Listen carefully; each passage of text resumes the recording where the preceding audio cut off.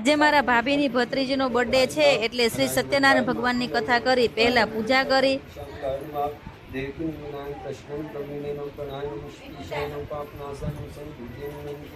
પછી બધાએ કથા સાંભળી.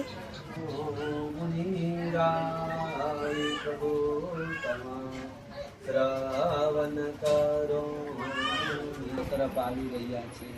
આવા સમાચાર સ્ત્રી લીલાવતીએ સાંભળ્યા. તેણે પોતાની દીકરી કલાવતીને કહ્યું. પછી આરતી કરી.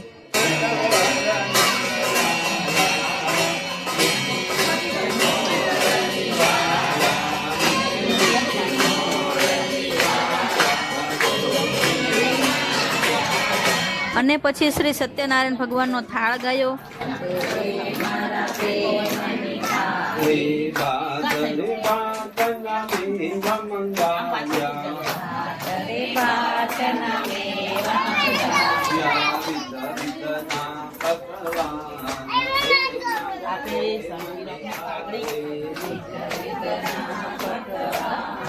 પછી બર્થડેની તૈયારી કરી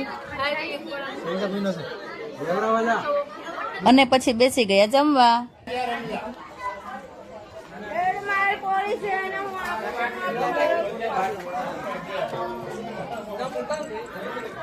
નમુ જમવા બેઠી.